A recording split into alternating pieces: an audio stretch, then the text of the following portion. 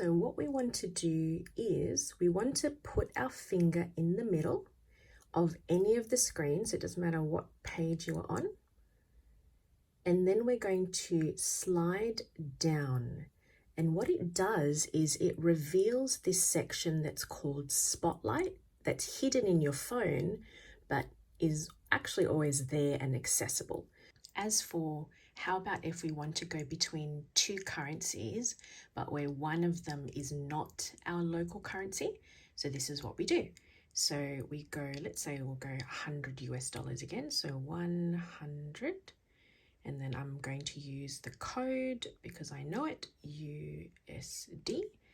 Now, as I do that, you actually notice it already gives me suggestions, 100 to AUD, 100 to, I'm not too sure what that actual currency is. I know this one, British pound. So you can select one of them or you can type it yourself. So I could go 100 US space to say yen. So I know that's JPY. And as you can see, it automatically tells me the solution. So that is how we do different currencies that's not involving our local currency.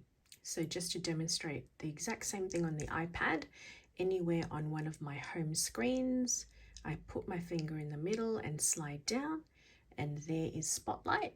And then I type as before, let's go numbers,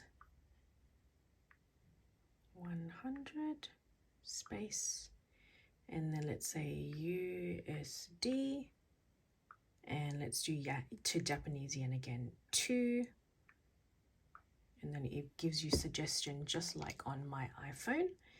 Let's just go yen, JPY, and as you can see, it already gives me the solution.